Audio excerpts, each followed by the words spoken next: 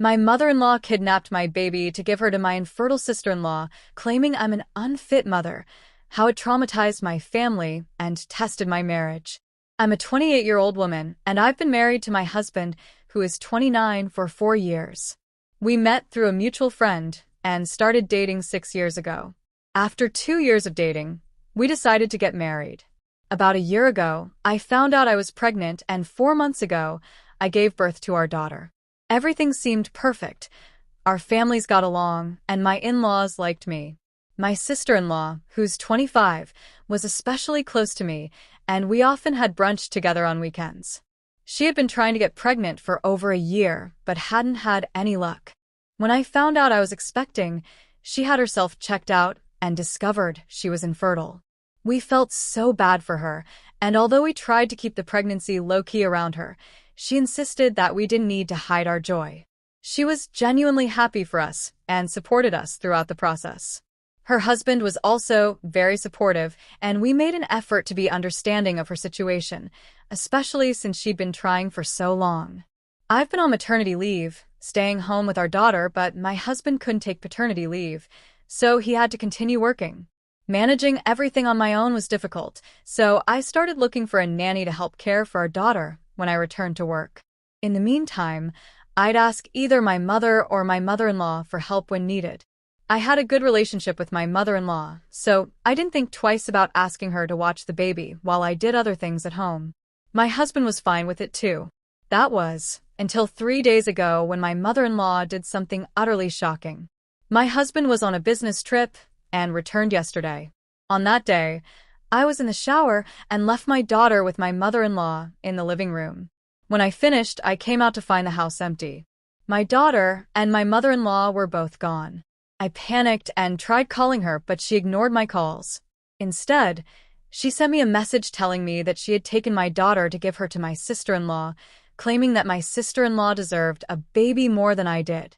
She said that she didn't think I was a fit mother and that the universe had made a mistake by letting me get pregnant while my sister-in-law remained infertile.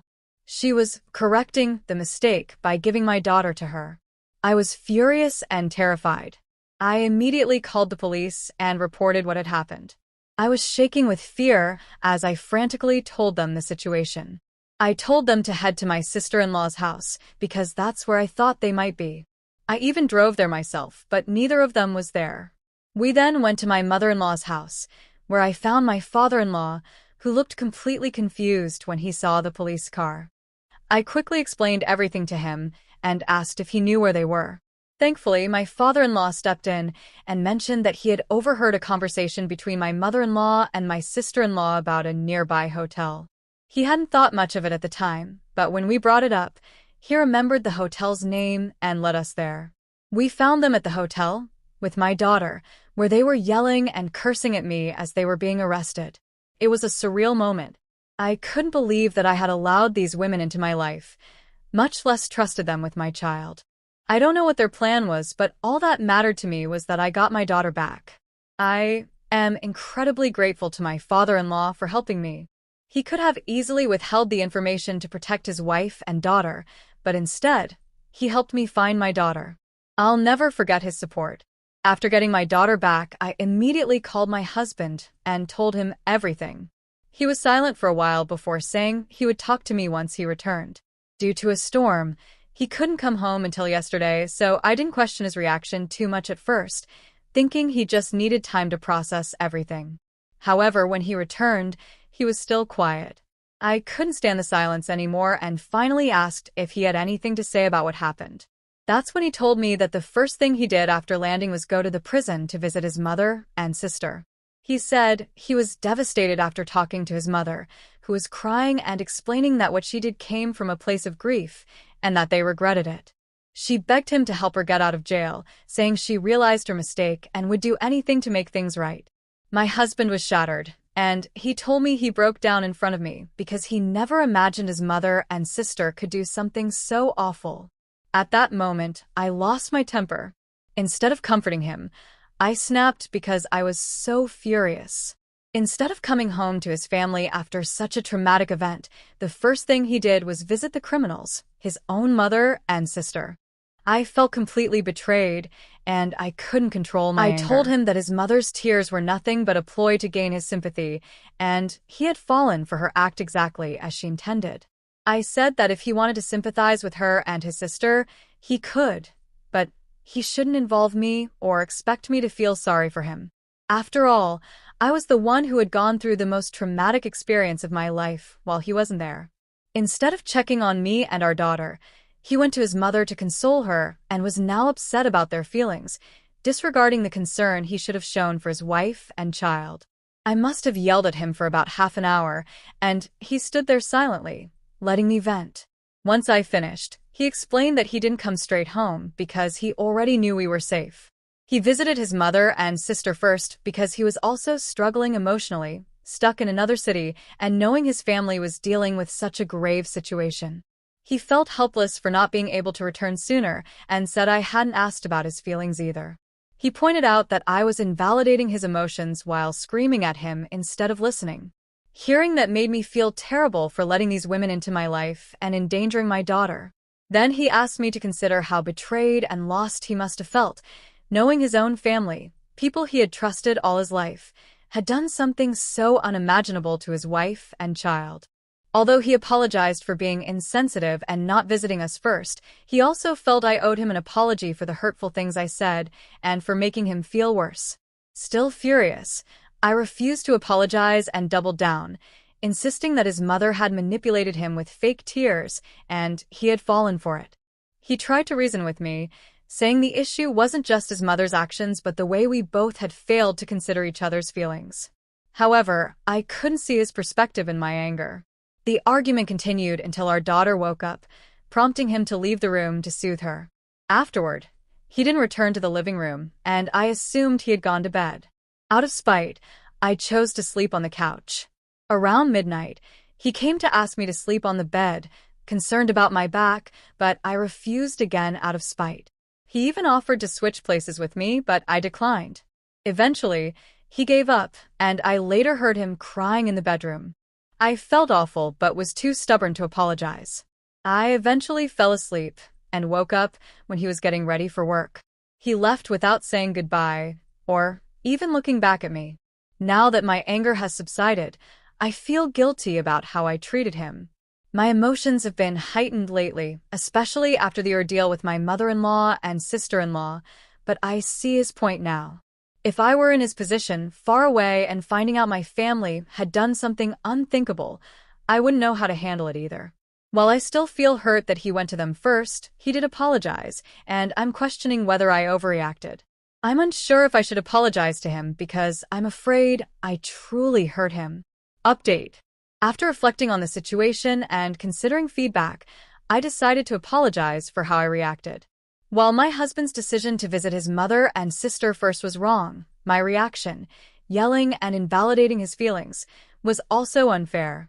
Both of us were selfish in our actions, as he pointed out, and we owed each other apologies. Once I read through the comments on my initial post, I gained clarity and realized I went too far with my anger. We hadn't spoken all day, and the silence between us hurt deeply. I decided to make amends by spending the afternoon buying party supplies and a cake that said, "I'm sorry." It was also a fun outing for me and our daughter. When my husband came home, he was shocked and broke down in tears upon seeing the gesture. His reaction made me cry too. It was the longest we had gone without speaking, and it was unbearable. I realized how much I love him, and that I didn't want to let a misunderstanding involving my mother-in-law ruin our happy marriage. After reconciling, we had a deep conversation about our feelings and agreed to put this matter behind us once and for all. I told him that I was disappointed he had chosen to meet his mother and sister before coming to us. I believed he should have come home first.